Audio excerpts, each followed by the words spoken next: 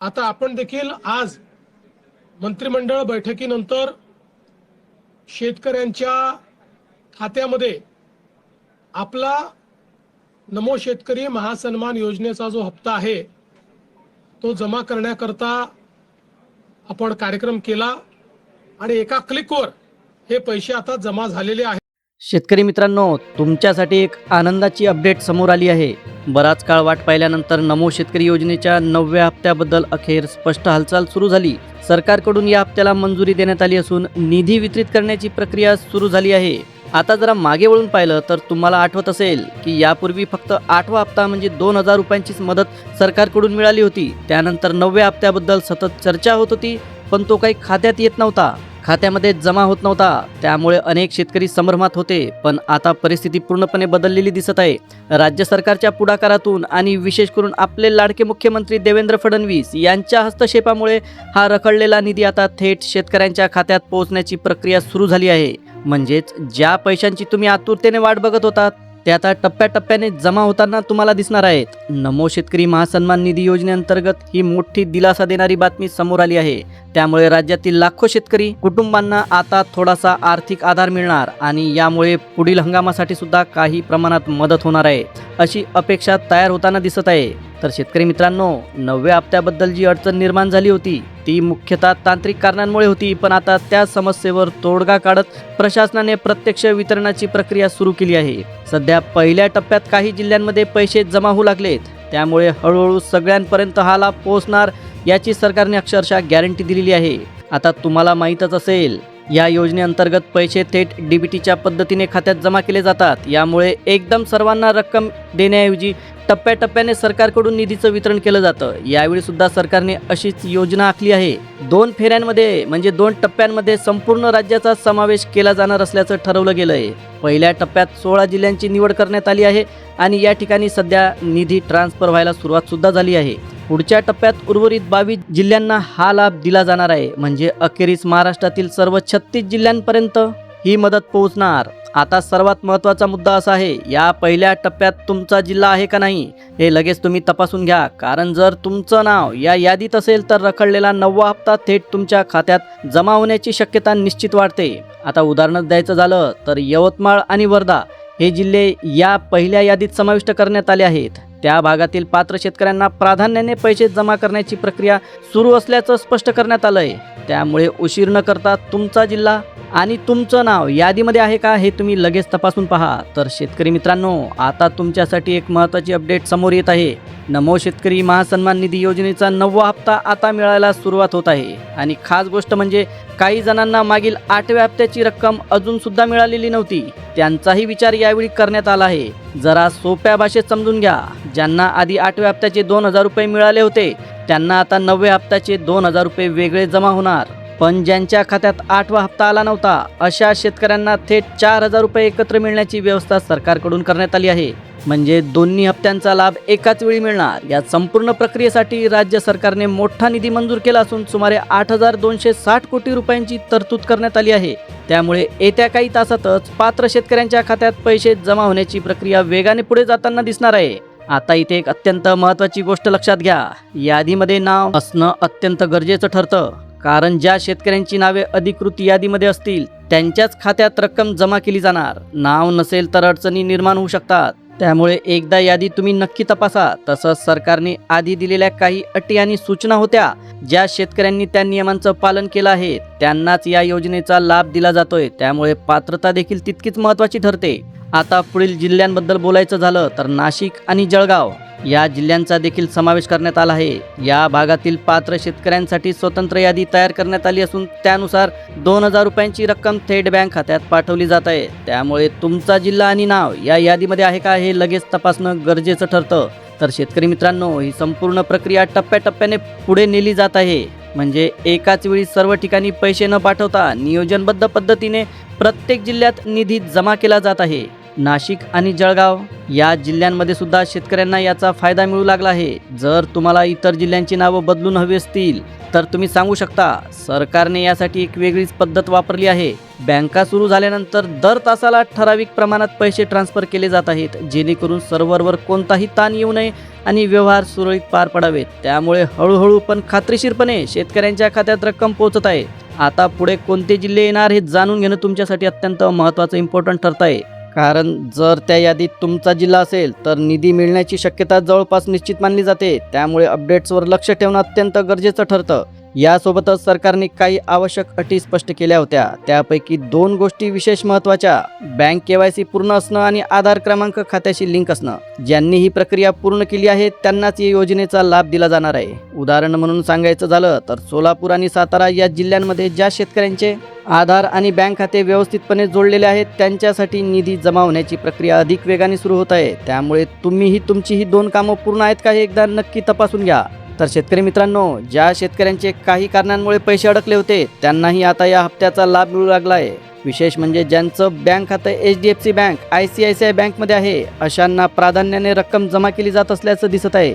तर नमो शेतकरी योजनाच नव्हे तर पीक विमा किंवा PM किसान सारख्या इतर योजनांसाठी सुद्धा हीच प्रक्रिया लागू होताना दिसत आहे. मात्र एक गोष्ट स्पष्ट: आधार लिंक आणि KYC पूर्ण असणं खूप गरजेचं ठरतं. ही कामं पूर्ण असतील तरच खात्यात पैसे येण्याची प्रक्रिया सुरळीत चालते. आता पुढचा मुद्दा थोडा लक्ष देऊ नये का? सरकारने काही नवीन अटी लागू केलेल्या आहेत. त्यानुसार ज्या शेतकऱ्यांचं वार्षिक उत्पन्न 2.5 लाखांपेक्षा जास्त आहे त्यांना या योजनेचा लाभ दिला जाणार नाही. त्यामुळे पात्रता तपासणं इथं खूप महत्त्वाचं ठरतं. जिल्ह्यांच्या अपडेटबद्दल बोलायचं झालं तर धुळे आणि नंदुरबार या भागांमध्ये निधी जमा करण्याची प्रक्रिया सुरू झाली आहे. म्हणजेच टप्प्याटप्प्याने अधिकाधिक जिल्ह्यांचा समावेश होत चालला आहे. आता सगळ्यात महत्त्वाची गोष्ट: ही योजना मुख्यतः गरजू शेतकऱ्यांसाठीच आहे. ज्यांना आधीचा 8वा हप्ता व्यवस्थित मिळाला होता त्यांना आता 9वा हप्ता मिळताना दिसत आहे आणि ज्यांना 8वा हप्ता मिळाला नव्हता त्यांनी काळजी करू नये. कारण अशा शेतकऱ्यांना दोन्ही हप्ते एकत्र मिळण्याची व्यवस्था करण्यात आली आहे. म्हणजेच थांबलेली रक्कम आणि सध्याचा हप्ता दोन्ही मिळून खात्यात जमा होणार. तर शेतकरी मित्रांनो, कृषी विभागाकडून आता स्पष्ट सूचना देण्यात आलेल्या आहेत आणि त्यानुसार संपूर्ण प्रक्रिया व्यवस्थित राबवली जाणार आहे. सकाळी 10 वाजेपासून तर रात्री 10 पर्यंत म्हणजे टप्प्याटप्प्याने खात्यांमध्ये पैसे जमा करण्याचं नियोजन सरकारकडून आखलं गेलं आहे. त्यामुळे दिवसभरात हळूहळू रक्कम ट्रान्सफर होताना दिसेल. औरंगाबाद आणि बीड या जिल्ह्यातील अनेक शेतकरी गेल्या काही दिवसांपासून हप्त्याची वाट बघत होते. त्यामुळे या भागात आता विशेष गतीने काम सुरू झालंय. पण इथे एक महत्त्वाची अट लक्षात ठेवायला हवी: आधार कार्ड आणि मोबाईल नंबर बँक खात्याशी योग्य प्रकारे जोडलेलं असणं आवश्यक ठरतं. ही माहिती बरोबर असेल तरच पैसे जमा झाल्यानंतर मोबाईलवर मेसेज मिळतो. तर शेतकरी बांधवांनो, याबद्दल राज्याच्या नेतृत्वाकडून सुद्धा अत्यंत महत्त्वाची माहिती देण्यात आली असून अधिकृत पातळीवर याची पुष्टी सुद्धा करण्यात आलेली आहे. त्यामुळे आता प्रक्रिया प्रत्यक्षात सुरू असल्याचं स्पष्ट होतं. आता बँकांबद्दल एक अत्यंत महत्त्वाचा मुद्दा समजून घ्या. सरकारने काही राष्ट्रीयकृत बँकांना प्राधान्य दिलं आहे. बीड आणि नांदेड या जिल्ह्यांमध्ये ज्या शेतकऱ्यांची खाती अशा सरकारी बँकांमध्ये आहे त्यांना निधी लवकर मिळण्याची शक्यता जास्त दिसते. तरी सुद्धा तुमचं खातं खाजगी बँकेत असलं तरी काळजी करायची बिलकुल गरज नाही. निधी सर्वांनाच मिळणार, फक्त क्रम थोडासा वेगळा ठेवण्यात आला आहे. आधी सरकारी बँकांमध्ये रक्कम जमा केली जाते आणि त्यानंतर खाजगी बँकांमध्ये प्रक्रिया पुढे नेली जाते. म्हणूनच पुढील जिल्ह्यांची माहिती सुद्धा तितकीच महत्त्वाची ठरते. तुमचा जिल्हा त्या यादीत आहे का हे वेळेवर तपासणं तुमच्यासाठी अत्यंत गरजेचं इम्पॉर्टंट ठरतं.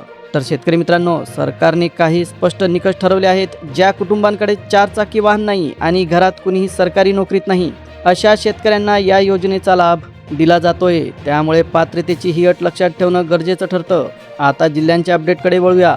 कोल्हापूर आणि सांगली या भागांमध्ये सुद्धा निधी जमा करण्याची प्रक्रिया सुरू झाली आहे. संपूर्ण काम पारदर्शक पद्धतीने केलं जात आहे. त्यामुळे शेतकऱ्यांनी एकदा अधिकृत पोर्टल किंवा MahaDBTवर जाऊन स्वतःची पात्रता तपासून पाहणं अत्यंत महत्त्वाचं ठरतं. पुढे आणखी काही जिल्ह्यांचा समावेश करण्यात आला आहे. गोंदिया आणि चंद्रपूर या भागातील शेतकऱ्यांना सुद्धा योजनेचा लाभ मिळू लागला आहे. बराच काळ हप्ता का थांबला होता याचं कारण सुद्धा स्पष्ट करण्यात आलं. राज्यभरातील तांत्रिक डेटा अपडेट करायचं काम मोठ्या प्रमाणात सुरू होतं आणि हे पूर्ण झाल्यानंतरच ही प्रक्रिया पुन्हा गतीने सुरू झाली. याचा थेट फायदा पंजाब नॅशनल बँक आणि ॲक्सिस बँक यांसारख्या बँकांमधील खातेदारांना होत आहे. आधी जे तांत्रिक अडथळे होते ते आता पूर्णपणे दूर झाले आहेत. त्यामुळे निधी वितरण अधिक सुरळीतपणे पुढे सरकतंय. सध्या अनेक शेतकऱ्यांच्या मोबाईलवर पैसे जमा झाल्याचे मेसेज येऊ लागले आहेत. त्यामुळे तुम्ही सुद्धा तुमचं खातं आणि मोबाईल तपासून पहा. साधारणतः 2000 रुपयांची रक्कम टप्प्याटप्प्याने खात्यात जमा केली जात आहे आणि याबद्दल सरकारकडून अधिकृत निर्णय सुद्धा जाहीर करण्यात आला आहे. तर शेतकरी मित्रांनो, गेल्या काही दिवसात तुम्ही कदाचित अशी चर्चा ऐकली असेल की या योजनेचा हप्ता 3000 रुपयांपर्यंत वाढवला जाणार. पण सध्या तरी तशी कोणतीही अंमलबजावणी झालेली दिसत नाही. सरकारकडून आधी संकेत दिले गेले होते मात्र प्रत्यक्षात शेतकऱ्यांच्या खात्यात जमा होणारी रक्कम अजून सुद्धा 2,000 रुपयांचीच ठेवण्यात आली आहे. आता महत्त्वाची गोष्ट म्हणजे ज्या खात्यांना आधार लिंक केलेला आहे त्या सर्व खात्यांमध्ये निधी पाठवण्याचे निर्देश देण्यात आले. त्यामुळे आधार आणि बँक खात्याची जोडणी योग्य असेल तर पैसे मिळण्याची प्रक्रिया अडत नाही. जिल्ह्यांच्या बाबतीत बोलायचं झालं तर रत्नागिरी आणि सिंधुदुर्ग या ठिकाणी आधी हप्ता थांबलेला होता, पण आता तिथे सुद्धा निधी जमा होण्यास सुरुवात झाली आहे. म्हणजेच जिथे उशीर झाला होता तिथे आता गती वाढलेली दिसत आहे. फक्त सरकारी बँकांचाच प्रश्न नाही तर इंडसइंड बँक, येस बँक सारख्या खाजगी बँकांमध्ये सुद्धा पैसे ट्रान्सफर होऊ लागलेत. त्यामुळे कोणताही शेतकरी या प्रक्रियेपासून बाहेर राहणार नाही असा स्पष्ट संदेश देण्यात आला आहे. यामध्ये आता आणखी एक महत्त्वाचा फायदा असा आहे की काही शेतकऱ्यांना 8वा आणि 9वा हप्ता एकत्र मिळाल्यास त्यांना खरीप हंगामासाठी चांगली आर्थिक मदत मिळू शकते. उस्मानाबाद आणि जालना यासारख्या भागांमध्ये सुद्धा प्रक्रिया सुरू झाली आहे. त्यामुळे त्या भागातील शेतकऱ्यांना सुद्धा दिलासा मिळताना दिसत आहे.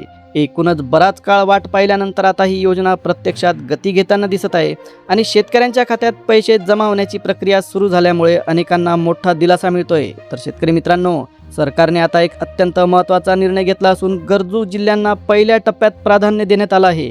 म्हणजे जिथे गरज जास्त तिथे आधी निधी पोहोचण्यावर भर दिला जातोय. विश्वसनीय माहितीप्रमाणे दर तासाला एका जिल्ह्यात अशा पद्धतीने पैसे जमा करत सर्व पात्र शेतकऱ्यांपर्यंत आर्थिक मदत पोहोचवण्याचा प्लॅन आखला गेला आहे. सध्या बँक खात्यांमध्ये पैसे ट्रान्सफर होण्याची प्रक्रिया अंतिम टप्प्यात पोहोचली आहे. त्यामुळे अनेकांच्या खात्यात रक्कम दिसू लागते. पण इथे एक गोष्ट खूप महत्त्वाची ठरते आणि ती म्हणजे अधिकृत यादी तपासणं. कारण पूर्ण माहिती घेतल्याशिवाय निर्णय घेणं कधी कधी चुकीचं ठरू शकतं. आता पुढील अपडेटकडे पाहिलं तर पालघर आणि रायगड या जिल्ह्यांमध्ये निधी जमा करण्याची प्रक्रिया सुरू झालेली दिसते. इतकंच नाही तर गाव पातळीवर सोसायट्यांमध्ये सुद्धा याबद्दल उत्साहाचं वातावरण तयार झालंय. ज्या शेतकऱ्यांची कागदपत्र व्यवस्थित आहेत, बँक खाते आणि आधार लिंक योग्य प्रकारे पूर्ण झालेलं आहे, अशांच्या खात्यात पैसे वेगाने जमा होताना दिसत आहेत. आणि सगळ्यात आनंदाची गोष्ट म्हणजे पैसे जमा होताच मोबाईलवर त्याचा मेसेज सुद्धा येत आहे. त्यामुळे प्रत्येकाला लगेच अपडेट मिळतोय. तर शेतकरी मित्रांनो, राज्य सरकारकडून अतिशय महत्त्वाची अपडेट समोर आली. प्रशासनाच्या माहितीनुसार हिंगोली आणि वाशिम जिल्ह्यांमध्ये सुद्धा निधी वितरणासाठी स्थानिक बँकांना सूचना देण्यात आलेल्या आहेत आणि प्रत्यक्षात प्रक्रिया सुरू झालेली दिसते. आता एक गोष्ट लक्षात ठेवा, काही वेळा तांत्रिक कारणांमुळे मोबाईलवर मेसेज यायला उशीर होऊ शकतो. पण यामुळे घाबरायची बिलकुल गरज नाही, कारण सरकारने स्पष्ट केलं आहे की रात्री 10 पर्यंत ही संपूर्ण प्रक्रिया सुरू राहणार. त्यामुळे थोडा वेळ लागला तरी पैसे खात्यात जमा होण्याची शक्यता कायम राहते. आतापर्यंत ज्या 16 जिल्ह्यांची यादी जाहीर करण्यात आली त्यामध्ये तुमचा जिल्हा आहे का हे नक्की तपासा. कारण जर त्या यादीत तुमचा समावेश असेल तर निधी मिळण्याची शक्यता निश्चित मानली जाते. म्हणून वेळ वाया न घालवता तुमचं नाव आणि जिल्हा यादीमध्ये तपासून घ्या. आणि हो, तुम्ही अशा अपडेटसाठी नवीन असाल तर पुढे सुद्धा अशी महत्त्वाची माहिती मिळवण्यासाठी चॅनलशी जोडलेले राहा. चॅनलला सबस्क्राईब करा, व्हिडिओला लाईक करा आणि जवळच असलेल्या बेल नोटिफिकेशनला ऑलवर सेट करा. आता पुन्हा भेटूया एका नवीन अपडेटसह. तोपर्यंत जय हिंद, जय महाराष्ट्र.